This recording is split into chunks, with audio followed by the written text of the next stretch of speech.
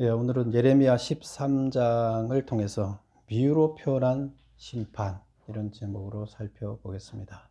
그래서 오늘은 심판에 관해서 이스라엘을 심판하는 것을 경고하는 이야기를 계속하고 있죠. 근데 그 심판에 관해서 이야기를 하되 오늘은 비유를 통해서 심판하는 이야기를 다시 경고 메시지를 전하고 있습니다. 오늘 보면 두 가지 비유가 나옵니다.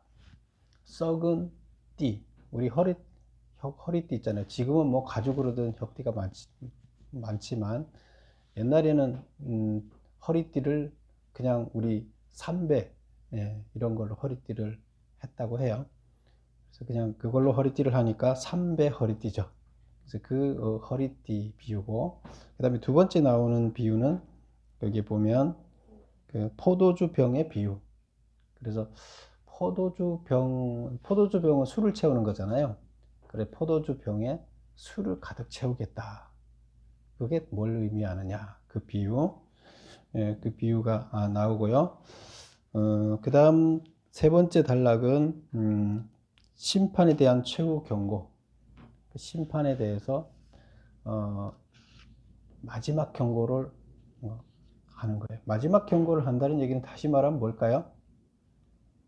마지막 기회를 준다는 얘기죠. 경고라는 것은 뭔가 기회를 주기 위한 거죠. 그래서 심판하기 전에 마지막으로 한 번 더 기회를 준다는 그런 의미가 되겠죠. 그 다음에 마지막 단락은 도피처를 찾는 유다 왕국에 대한 경고. 그래서 이스라엘 백성들, 유다 왕국이 하나님에게서 도피처를 찾아야 되는데, 도피처는 하나님밖에 없는데 하나님 말씀은 쫓지 않고 다른 데서 도피처를 찾는다고 합니다. 그래서 그거에 대한 이야기를 하게 됩니다. 그래서 여기서도 또 비유가 나옵니다. 그래서 여기서는 피부색이 까만 사람의 그 비유, 흑인 피부를 가진 사람의 비유를 통해서 또 심판을 얘기하고 있습니다. 그래서 이런 내용들을 살펴볼 건데요. 우선 첫 번째 보면 썩은 배띠의 비유. 그래서 1번을 보겠습니다. 메모 1번을 보면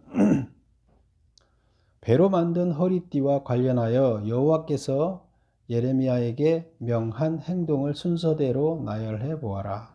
그 띠는 결국 어떻게 된다고 어떤 상태가 되었는가. 그래서 하나님이 선지자를 불러놓고 예레미야를 불러놓고 얘기를 합니다. 썩은 그 띠에 대한 모습을 예레미야한테 보여줍니다. 그래서 그 모습을, 그 썩은 띠를 어떻게 보여주느냐. 첫 번째 보면 메모 보세요. 배띠를 사서 내 허리에 띠라. 새 배띠를 사서 허리에 띠라. 그 다음에 두 번째, 그 띠를 유브라데 바위 틈에 감추라. 유브라데는 강이죠. 그 강가 이렇게 그 돌틈에다가 숨겨 놓으면 뭐 당연히 습기가 많으니까 썩겠죠. 그래서 강가 그 유브라데 강가 바위 틈에다 감춰라. 그리고 여러 날 후에 그 띠를 가져오라 그랬어요. 가져왔더니 어떻게 됐느냐? 그 띠는 결국 썩어서 쓸 수 없게 되었다. 그래서 이 띠를, 새 띠를 사서 허리띠를 만들고 그것을 썩게 만들어서 다시 갖고 오게 해서 그 썩은 띠를 보여주면서 이제 하나님께 그 띠 자체가 목적이 아니겠죠. 그 띠를 통해서 뭔가 메시지를 전하려고 하는 거죠. 그 메시지가 뭐냐는 거죠. 2번 보겠습니다. 썩어서 쓸 수 없게 된 띠를 본 예레미야에게 여호와께서 하신 말씀은 무엇냐? 1.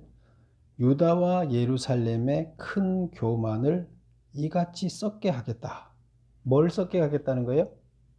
이 배처럼 썩어서 못 쓰게 만들 건데 뭘 썩게 하겠다는 거예요? 교만. 교만을 썩게 해서 교만을 썩게 만들겠다는 거예요. 교만 이꼬르 누굴까요? 이스라엘 백성이에요. 그래서 결국에 이스라엘 백성을 썩게 하겠다는 거예요. 버리겠다는 거예요. 못 쓰게 됐다는 거예요. 내가 허리띠를 쓰려고 샀는데 못 쓰니까 버려야 되겠다는 얘기를 하는 거예요. 버린다는 거 뭐예요? 전쟁이 나든 뭐 하든 이 백성을 죽든가 포로로 잡혀가든가 정상적인 삶을 살지 않게 하겠다는 거예요. 용광로에 집어넣겠다는 거예요. 그래서 지금 이 상태, 이 쓸모가 없으니까 내 여기에다가 착용하려고 샀는데 착용할 필요가 없는 거죠. 이제 쓸모가 없어졌으니까. 그래 버리겠다는 얘기를 합니다. 근데 그게 뭐냐? 왜 썩게 됐느냐? 교만 때문에 썩게 됐다는 거예요. 그래서 유다와 예루살렘의 큰 교만을 이같이 썩게 하겠다. 이 악한 백성들은 이 띠처럼 쓸 수 없게 될 것이다. 그래서 이 교만을 썩게 하는데 그 교만이 백성이기 때문에 결국 이 백성을 썩게 해서 못 쓰게 돼서 버리겠다, 그런 뜻이 되는 거고요. 3번 이스라엘 온 집을 유다의 허리띠로 삼으려 하였으나 그들이 듣지 아니하였다. 원래는 하나님이 띠가 필요했던 거예요. 띠가 필요해서 자기 몸에 지닐 띠로 샀어요. 그런데 이 띠가 못 쓰게 됐으니 버리는 거예요. 하나님께서는 계속 쓰려고 산 거예요. 그렇죠? 계속 쓰려고 샀어요. 그런데 거기 보면 이렇게 얘기를 해요. 그들이 듣지 아니하였다. 백성들이 띠가 되기 싫다 하는 거예요. 그 띠는 뭐냐? 여기서는 하나님께서는 자기 백성을 삼겠다, 자기 아들로 삼겠다, 자기 일을 하는 사람으로 삼겠다, 하나님의 종으로 삼겠다, 다 같은 얘기죠. 그래서 하나님의 아들, 하나님의 백성, 하나님의 종으로 삼아서 자기 이 허리띠로 삼아서 지니고 쓰려고 그랬는데 거부했다는 거예요. 사실은 약속을 했잖아요. 백성이 되겠다 약속해놓고 살아가면서 자기들이 거부를 하는 거죠. 그래서 이 본문을 한번 보겠습니다. 11절 한번 볼까요? 10절 볼까요? 이 악한 백성이 내 말을 듣기를 거절하고 그 마음에 완악한 대로 행하며 다른 신들을 따라 그를 섬기며 그에게 절하니 그들이 이 띠가 쓸 수 없음 같이 되니라. 그래서 이들이 교만해서 쓸 수 없게 됐는데 그 교만이 뭐냐 하면 10절에 나오는 이야기예요. 이 악한 백성이 내 말을 듣기를 거절하고, 이 교만이라는 게 뭐라 그랬어요? 하나님보다 자기가 높아져 있는 거예요. 그래서 하나님 말씀이 더 높아져 있으면 내 거를 중요하게 생각하지 않고 내 생각을 하나님의 말씀을 중요하게 생각해서 하나님 말씀대로 살잖아요. 그런데 교만해지면 어떻게 되나 하면 하나님의 말씀이 보니까 뭐 별로 맞는 것 같지 않아요. 합당하지가 않아요. 내 생각이 옳은 것 같아요. 그래서 내 생각대로 사는 거예요. 이게 뭐예요? 교만이라고 얘기를 합니다. 겸손하지 않은 거죠. 교만한 것은 겸손하고 반대죠. 그래서 겸손하지 않고 교만한 거예요. 겸손한 자는 어떻게 해요? 내 생각보다 하나님 말씀이 훨씬 좋아 보여서 그걸 선택을 하게 되는 거죠. 삶이 틀려지는 거죠. 그래서 교만해서 자기 생각으로 살고 하나님 말씀으로 살지 않는다는 거예요. 11절 보면 여호와의 말씀이라 띠가 사람의 허리에 속한 같이 내가 이스라엘 온 집과 유다 온 집으로 내게 속하게 하여 그들로 내 백성이 되게 하며 내 이름과 내 명예와 내 영광이 되게 하려 하였으나 그들이 듣지 아니하였다. 하나님 계획이 뭐예요? 그들을 통해서 뭘 하겠다는 거예요? 그들을 내 백성으로 삼아서 내 이름이 되고 내 명예가 되게 하겠다는 거예요. 하나님이 받아야 할 명예를 이들도 똑같이 누리게 하고 하나님이 받아야 할 영광을 이들도 똑같이 받게 하려고 했는데 거부했다는 거예요. 왜? 하나님 몸의 일체가 되기 때문에 하나님이 받는 영광을 이들이 다 하나님 뜻대로 살면 백성이 되면 받게 되는 거죠. 근데 그걸 거절했다는 얘기예요. 뭐 우리가 이렇게 보면 무척 어리석은 짓이죠. 근데 이스라엘 백성들은 그랬고 오늘 우리도 우리 생각대로 살면 똑같이 살고 있는 거죠. 교만으로 살고 있는 거죠. 내 생각으로. 그래서 그것을 다시 다른 말로 하게 되면 우상 숭배가 되는 거죠. 3번 보겠습니다. 메모 3번. 이들을 썩게 하는 큰 교만이란 뭐냐? 내 말 듣기를 거절하고 그 마음에 완악한 대로 행하며 다른 신들을 따라 그를 섬기며 그에게 절한 것이다. 그렇죠? 그래서 하나님 말씀이 중요한 게 내 생각, 내가 이익을 줄 것 같은 어떤 것을 섬기는 거, 그거를 중요하게 여기는 거, 이게 우상이에요. 그래서 그 우상을 쫓아 살아서 교만하다 이렇게 보고 있어요. 그래서 교만한 것들은 저 허리띠와 같이 다 썩어졌기 때문에 쓸 수가 없다. 그 다음에 이제 썩은 배띠로 허리띠를 쓰려고 했는데 썩어서 쓸 수 없어서 버려야 된다. 이렇게 이제 비유를 해서 다시 말하면 무슨 말을 하는 거예요?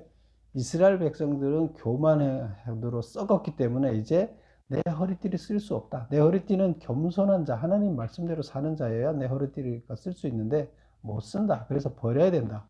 얘기를 하는 거예요. 결국 다시 말하면 심판하겠다. 용광로에 집어넣어야 되겠다. 이 얘기입니다. 그래서 이들은 나라가 망하고 큰 혼란 중에 살게 되는 거죠.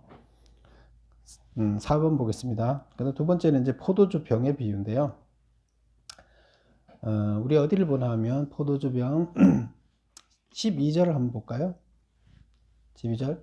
그러므로 너는 이 말로 그들에게 이르기를 이스라엘의 하나님 여호와의 말씀에 모든 가죽 부대가 포도주로 차리라 하셨다 하라. 그리하면 그래서 여기까지 보면 뭐냐면 가죽 부대는 포도주를 담는 가죽 부대죠. 그리고 그 가죽 부대에 다 포도주를 가득 채우게 하겠다는 거예요. 근데 여기 가죽 부대가 누굴까요? 13절을 볼까요? 너는 다시 그들에게 이르기를 여호와의 말씀이 보라. 내가 이 땅의 모든 주민과 다윗의 왕위와 앉은 왕들과 제사장들과 선지자들과 예루살렘 모든 주민으로 잔뜩 취하게 하고 이 술병이 누구나 하면 푸대가 누구나 하면 사람이에요. 그래서 술부대에다가 술병을 술로 가득 채우겠다 그랬잖아요. 그럼 결국 사람들 몸속에다 술을 하나님이 가득 채우겠다는 거예요. 그럼 어떻게 돼요? 다 술 취한 사람들이 되겠죠. 제정신으로 살지 않고 술이 취해서 살게 되겠죠. 그럼 술이 취해서 살게 되면 어떻게 합니까? 14절 볼까요? 그들로 서로 피차 충돌하여 상하게 하며 싸우는 거죠. 술 취해서. 부자 사이도 그러하리라. 아들과 자식 간에도 서로 술 취해서 그냥 치고받고 싸우게 만들겠다는 거예요. 그렇게 해서 내가 그들을 불쌍히 여기지 아니하며 사랑하지 아니하며 아끼지 아니하고 멸하리라. 결국 하나님이 냉정하게 그렇게 서로 술 먹고 치고받고 싸우는 사람들을 버리겠다는 거예요. 근데 하나님이 술을 취하게 한 다음에 술을 잔뜩 먹여서 그들이 서로 치고받게 해서 서로가 서로를 치고받아서 망하게 그냥 놔두겠다는 거예요. 하나님이 사랑하지 않아서 그냥 술 잔뜩 먹여서 자기들끼리 망하게끔 놔두겠다. 이제 이런 표현이에요. 이거는 비유죠. 이건 무슨 비유일까요? 이스라엘 백성들이 하나님 말씀으로 이게 채워져야 되는데 말씀으로 채워지지 않고 자기들을 즐겁게 하는 술로 가득 채워졌다는 거예요. 말씀으로 채워지면 말씀대로 살겠죠. 그래서 자기들의 희락을 위한 걸로 가득 채워져서 결국 거기에서 뭐가 나느냐? 그걸로 취하다 보면 그게 자기 정신을 다 뺏어가고 하나님 만들어 놓은 고의 정신은 사라지고 그들에 취해서 결국에는 서로가 서로를 죽이는 단계에 이런 이야기를 하고 있습니다.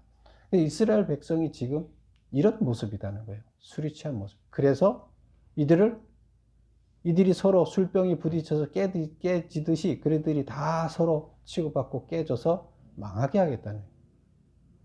왜? 그 안에 하나님 말씀이 없는데 뭐 하나님의 그 종으로 하나님의 역할을 감당하는 자가 되겠어요? 하나도 쓸모가 없는 거예요. 그래서 술로 가득 채워진 백성들을 이렇게 표현하고 있습니다. 그래서 결국 이 얘기도 뭐냐 하면 이스라엘 백성들을 망하게 하겠다는 거예요. 말씀이 채워지지 않고 술이 채워져 있기 때문에 망하게 하겠다. 그 얘기를 하는 겁니다. 결국 심판을 얘기하는 거죠. 3배 허리띠로 심판을 얘기하고, 그 다음에 술병, 가득 채워진 술병으로, 술푸대로 심판을 얘기하는 거죠. 심판하겠다. 그 다음에 이제 4번을 메모를 보겠습니다.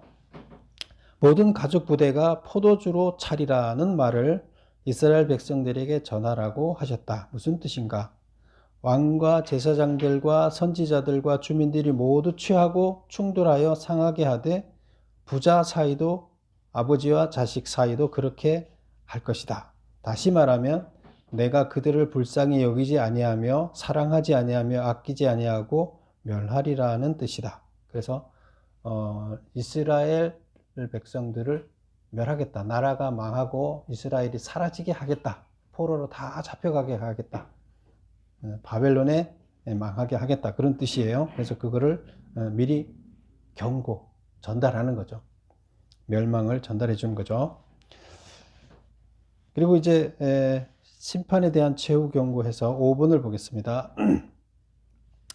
그가 어둠을 일으키기 전에 여호와께 영광을 돌리라는 말은 경고와 동시에 희망이 있음을 암시하는 말이다. 어떤 희망인가? 우리 이 본문을 한번 읽어볼게요. 15절을 한번 볼까요? 15절.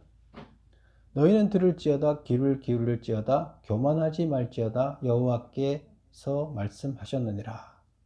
그래서 이스라엘 백성이 지금 교만으로 가득 차서 썩는다 그랬잖아요. 여기 보면 교만하지 말라 이렇게, 그리고 하나님 말에 귀를 기울여라, 교만하지 말고, 이제 이렇게 얘기를 하면서 이거는 이제 하나님 말 잘 들어라, 자 들어봐, 이런 얘기예요. 그리고 이제 16절에서 그 얘기가 나오죠. 그럼 잘 들어보라는 얘기가 뭐냐? 교만하면 하나님 말씀 안 받아들이잖아요. 교만 안 해야 하나님 말씀 받아들이잖아요. 그래 교만하지 않게 겸손하게 하나님 말씀을 들어라, 이런 얘기를 15절에 했고 16절에서 그 내용을 얘기합니다. 그가 어둠을 일으키시기 전, 그가 하나님이 어둠을 일으키기 전, 어둡게 깜깜하게 만들기 전에, 또 너희 발이 어두운 산에 거치기 전에, 너희가 막 가다가 깜깜한 산, 어두워진 그 산에 발이 들어가게 되면 어디가 어딘지 분간하지 못하겠죠. 하나님이 어둠을 가득 채워도 어디가 어딘지 분간하지 못하죠. 너희는 바라는 빛이 사망의 그늘로 변하여 침침한 어둠이 되게 하기 전에, 그래서 우리가 바라는 빛이 있기를 바라는데 그 빛이 다 사라지고 어둠으로 되기 전에 뭘 하라는 거예요? 너희 하나님 여호와께 영광을 돌리라. 그래서 하나님이 이 세상을 깜깜하게 만들기 전에, 결국 심판해서 멸망시키기 전에, 그 얘기예요. 깜깜하게 만든다는 건 하나님이 심판해서 암담하게 만든다, 멸망시키기 전에, 이거를 이제 어둠을 표현하고 있는 거죠. 그래서 하나님이 심판하기 전에 뭘 하라는 거예요? 하나님께 영광을 돌리라. 하나님이 영광을 돌리라는 거, 하나님이 엄청 기뻐하는 거잖아요. 우리의 삶을 보고 엄청 기뻐하는 거예요. 그게 영광을 돌리는 거예요. 그럼 하나님이 우리를 보고 엄청 기뻐할 것은, 이스라엘 백성을 보고 기뻐할 건 뭐예요? 그들이 하나님께로 돌아와 하나님 말씀대로 사는 거죠. 지금 그렇게 살고 있지 않잖아요. 그래서 깜깜해지기 전에, 하나님이 심판하기 전에 뭘 하라? 회개하고 빨리 돌아서라, 이 얘기를 하는 거예요. 지금 기회가 있다는 거예요, 없다는 거예요?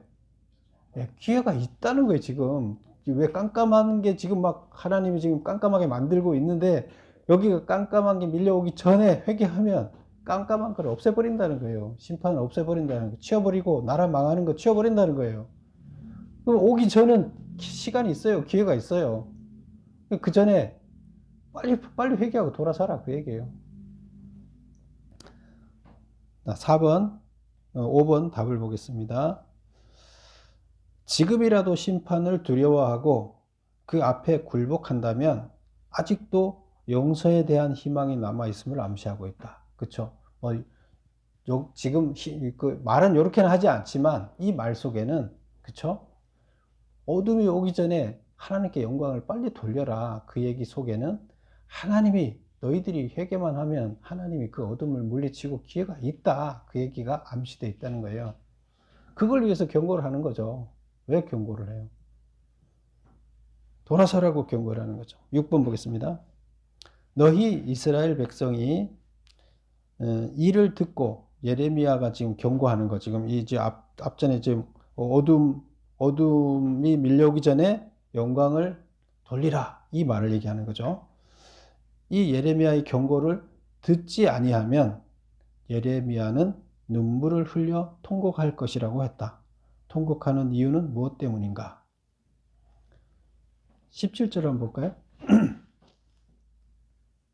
너희가 이를 듣지 아니하면 나의 심령이 너희 교만으로 말미암아 은밀한 곳에서 울 것이며 여호와의 양떼가 사로잡힘으로 말미암아 눈물을 흘려 통곡하리라. 여호와의 양떼가 사로잡혀가는 것 때문에 통곡하며 슬피 울겠다는 거예요. 결국에 회개해서 심판을 멈추지 않으면, 이 나라가 멸망하는 걸 멈추지 않으면 어떻게 된다? 너희들 다 사로잡혀 간다는 거, 포로로 다 잡혀간다. 죽거나 포로로 잡혀가는 거예요. 나라가 망하니까 뭐 그들 포로로 데려다가 그게 포로가 돈인데 그 써먹어야 되잖아요. 걔들은 전쟁하고 가서 포로 잡아가면 그게 큰 재물이잖아요. 그래서 예레미야는 왜 통곡하느냐? 이 이스라엘 백성들이 다 포로로 끌려갈 것이기 때문에 통곡한다는 거예요. 그걸 알기 때문에. 메모 보겠습니다. 6번. 하나님이 용서할 수 있는 마지막 시간을 놓쳐서 유다 백성이 포로로 끌려갈 것이기 때문이다. 마지막 지금 어둠이 닥쳐오는데 회개하고 돌아서라 그러는데 그 순간을 그냥 아무 생각 없이 있으면 놓쳐버려서 이제 마지막 순간은 그거밖에 없어요. 근데 그 순간을 놓쳐서 끌려가니까 안타깝다는 거예요. 지금 얼마나 자기가 아는 사람들이 다 나라가 망해서 끌려가는데 얼마나 가슴이 아파요. 근데 그거를 미리 다 알고 있는, 영상으로 다 하나님이 보여줘서 알고 있는 예레미야는 얼마나 속이 터지겠어요. 하나님이 기회를 줘서 지금 얼마든지 그걸 막을 수 있다고, 너네가 마음만 바꾸면 얼마든지 하나님이 구원해 주겠다고 하는데, 심판을 멈추겠다고 하는데 그걸 안 하는 거예요. 그래서 여기는 이제 최후 심판까지, 이제 심판이 막 다 어둠이 밀려오고 있어요. 그러나 그 어둠을 멈추고 어둠을 버릴 수가 있다. 쫓아버릴 수가 있다. 그거는 너희들이 회개만 하면 된다. 돌아서기만 하면. 그래서 이게 마지막이다. 마지막 경고, 최후의 경고를 하는 거예요. 근데 들었어요? 안 들었어요? 안 들었죠. 그래서 여기도 보면, 이 본문에 보면, 이게 지금 여기서는 듣지 아니하면 이렇게 조건을 얘기를 하지만, 그 히브리어 본문에는 확정적으로 얘기를 하고 있어요. 듣지 않았다는 예언, 확정적 예언으로 이제 표현을 하고 있어요.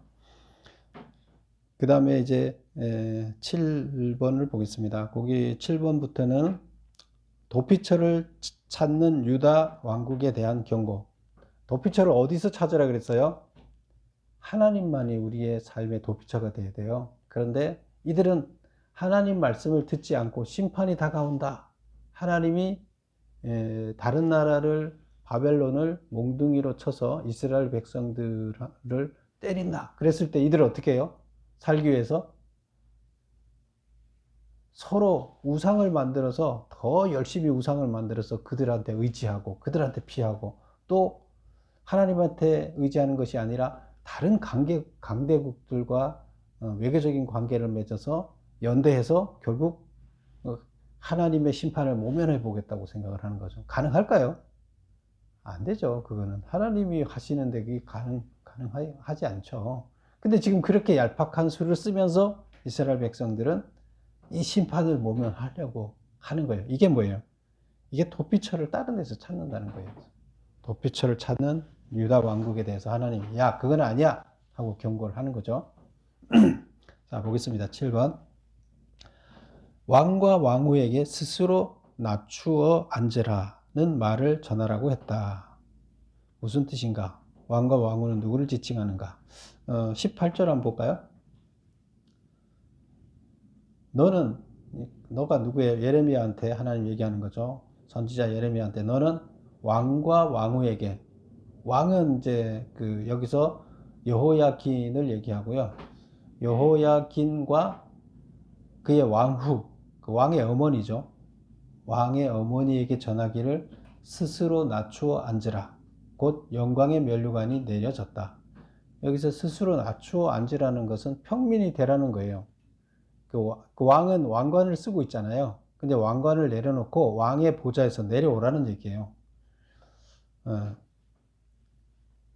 그 다음에 19절 보면 네겝의 성읍들이 봉쇄되어 열자가 없고, 네겝은 그 유다의 남쪽에 있는 땅들을 얘기해요. 그래서 유다 남쪽의 성읍들이 봉쇄되어 열자가 없고 유다가 다 잡혀가되 온전히 잡혀가도다. 그래서 그 외국 군대가 다 들어와서 다 점령을 해서 다 봉쇄를 했다는 거예요. 성읍들을 다 걔네들이 점령을 했기 때문에 이 이스라엘 백성들이 마음대로 그 성읍을 열고 들어 다닐 수 없게 됐다. 이런 표현을 이렇게 하고 있고요. 그래서 다 포로로 잡혀가게 된다. 니네가 마음대로 드나들지도 못하고 니네 성이지만 니네 성이 아니게 돼서 봉쇄되고 니네는 다 잡혀간다. 이제 이런 얘기예요. 이걸 뭘 얘기하느냐? 메모 보겠습니다. 7번에 1번. 보좌에서 내려와 앉으라는 뜻으로 폐위되어 수치를 당하게 될 것을 암시한다. 그래서 보좌에서 내려와서 앉으라 얘기는 너희가 결국 왕 자리에서 물러나서 너 포로로 잡혀가게 될 거야. 이제 이 얘기를 하는 거죠. 그 다음에 이 사람이 누구나 하면 여호야긴과 그의 어머니 누스후다를 지칭하며, 여호야긴은 BC 587년에 바벨론으로 끌려가 37년간 포로 생활을 하였다. 여호야긴 다음에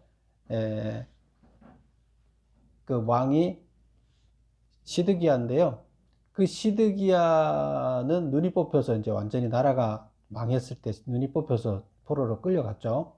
근데 그 앞전에 나라가 완전히 망하기 직전에 미리 한번 포로를 또 이미 끌고 갔어요. 점령을 해서. 아직 나라는 안 망했어요. 그런데 여기서 자기네가 전쟁에서 자기들 힘이 강하니까 포로를 끌고 갔는데 그때 왕도 끌고 갔어요. 근데 그때 끌려간 왕이 지금 여기 여호야긴이에요. 근데 이 여호야긴은 원래 거기 포로 생활을 70년 했잖아요. 바벨론에서. 그런데 37년 있다가 이 사람 풀어줬어요. 풀어줬는데 이 유다 땅으로 안 오고 다른 데로 도망갔대요. 산다고. 근데 어쨌든 그래서 이 여호야긴이 먼저 포로로 잡혀가고, 그 다음에 걔네들이 바벨론이 여기다 또 왕으로 세웠는데 이 여호야긴의 삼촌인 시드기야를 왕으로 세웠어요. 왕으로 세워놨는데, 그리고 왕으로 세워놨다가 1년 후에 여기 586년에 이제 나라가 망했죠. 1년 후에 시드기야 왕도 눈을 다 뽑고 그 쇠고랑을 채워서 포로로 옷도 다 홀랑 벗기고 완전히 짐승처럼 해서 포로로 끌고 갔죠. 그리고 눈을 뽑기 전에, 그 나라 망해서 눈을 뽑기 전에 왕 앞에 두 아들이 있었는데 그 아들을 그 앞에서 죽였죠. 그걸 보게 하고 그 다음에 너 눈으로 이제 너 눈은 자식 봤으니 됐어. 그리고 눈을 뽑고 두 눈을 뽑은 다음에 포로로 끌고 갔어요. 얼마나 처참해요. 왕을 이렇게 했을 정도면 뭐 다른 사람들이야 뭐 말할 거 있겠어요?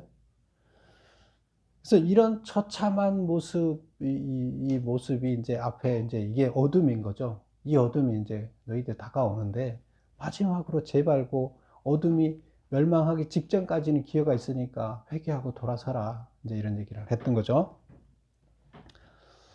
그래서 여기서는 이제 왕한테, 지금 이때 당시 왕한테다가 이제 이 예언을 하는 거예요. 그러면 지금 이 예언은 여호야긴 시대에 있었던 예언이고요. 여호야긴이 왕이 돼 있었던 시대의 예언이니까 뭐 거의 이제 1년 후에 망하잖아요. 망하기 직전에 이 예레미야를 통해서 전달된 이야기다. 이렇게 볼 수가 있겠죠. 8번 보겠습니다. 북방에서 오는 자들, 즉 너의 친구 삼았던 자를 이스라엘의 우두머리로 세우실 때 상고를 겪는 여인 같을 것이라고 했다. 무슨 뜻인가? 이런 일이 닥치는 이유는 무엇인가? 유다가 끌어들여 친구 삼았던 바벨론이 이스라엘을 멸망시키고 포로로 삼았을 때 출산하는 여인처럼 고통스러워할 것이다. 그런 말이래요. 그러니까 지금 여기 본문을 한번 볼까요? 20절 한번 볼까요? 너는 눈을 들어 북방에서 오는 자들을 보라. 북방에서 오는 자들이 누구예요? 바벨론이죠. 눈을 들어 북방에서 오는 자들을 보라. 내게 맡겼던 양떼, 내 아름다운 양떼는 어디 있느냐? 이게 이제 그 이스라엘의 성읍들이죠. 그 성읍들이 다 없어졌어요. 양떼는 어디 있느냐? 너의 친구 삼았던 자를 그가 내 위에 우두머리로 세우실 때 하나님이 내 친구를 이스라엘의 우두머리로 세운다는 거예요. 그 바벨론, 북방에서 온 바벨론을 원래는 그 유다가 자기네 나라를 지켜달라고 아수르 이전에 그 바벨론 전에 아수르가 강대국이었잖아요. 근데 그 아수르가 자기들을 괴롭히니까 괴롭히지 않게 해달라고 바벨론과 손을 잡았죠. 그리고 아수르를 어떻게 해보자고 했던데 바벨론이 아수르를 먹고 난 다음에 그 다음에 어떻게 해요? 거꾸로 지금 자기가 친구하자고 했던 그 서로 협력 관계를 맺었던 그 나라 바벨론이 지금은 이제 먹겠다고 온 거잖아요. 그게 우두머리가 돼서 노예로 이들을 삼겠다고 온 거잖아요. 그 얘기예요. 그래서 너의 친구 삼았던 유다가 스스로 친구 삼았던 자 바벨론이죠.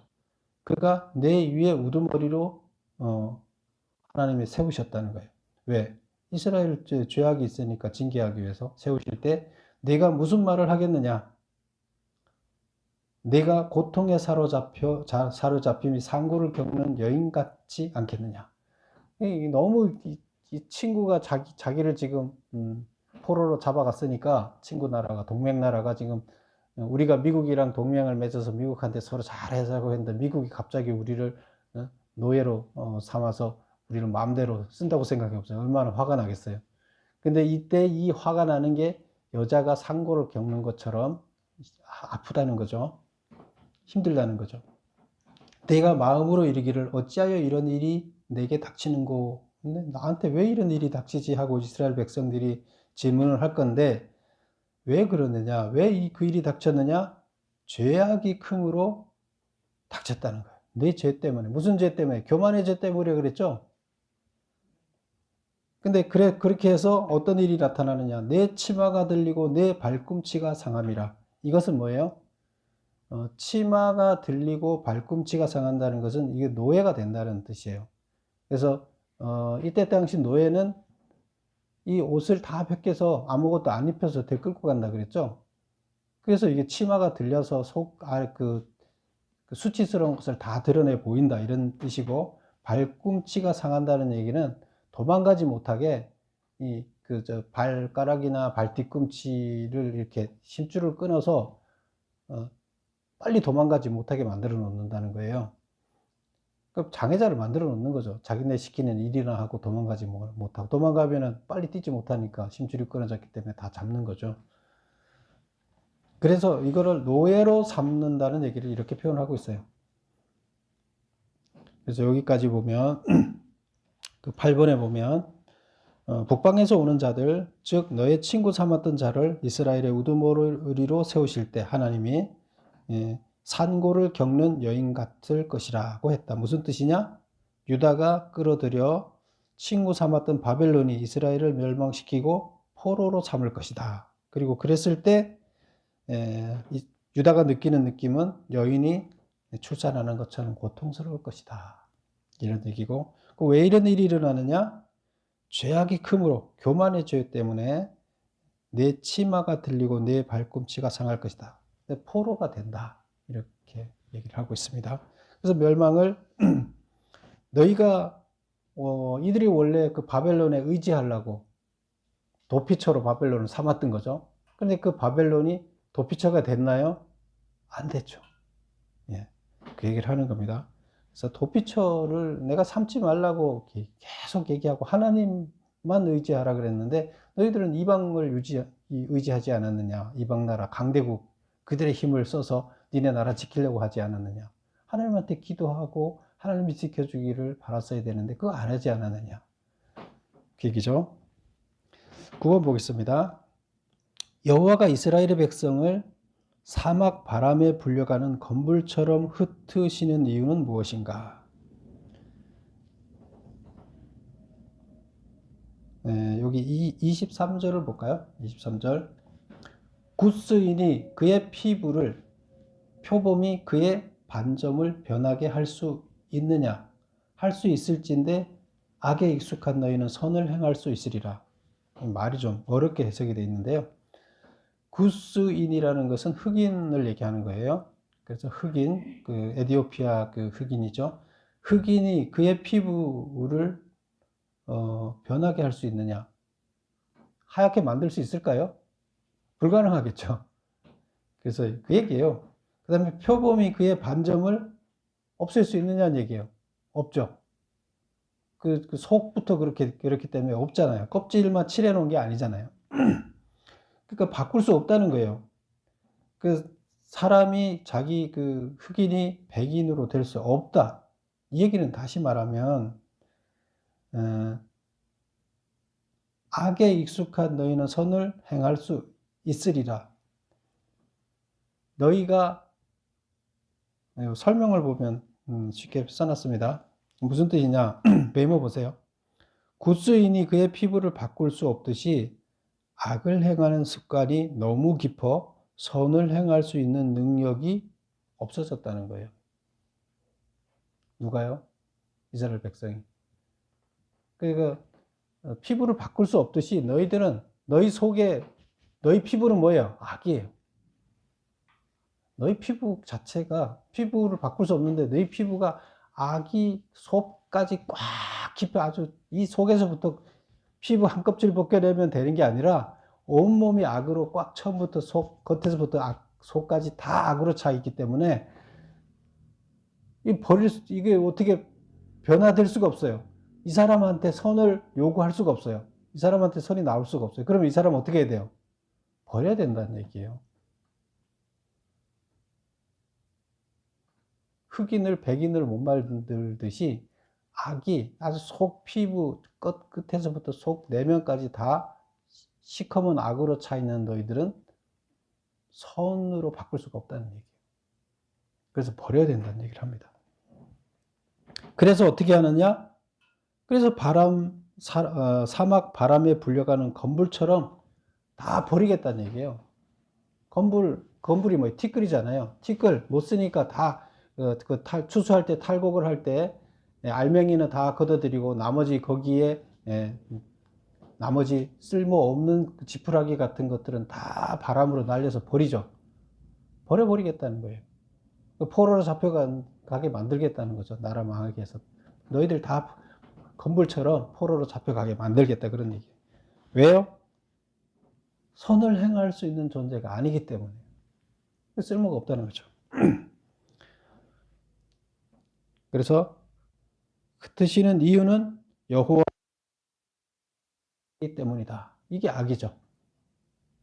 그래서 여호와의 말씀을 버리고 거짓, 우상들을 신뢰해서 살았기 때문에 이것은 악이에요. 근데 악이 표면에만 있는 것이 아니라 속까지 깊기 때문에 어떻게 변화시킬 수가 없다. 그래서 그들을 결국에 변화시키려면 어떻게 해야 돼요?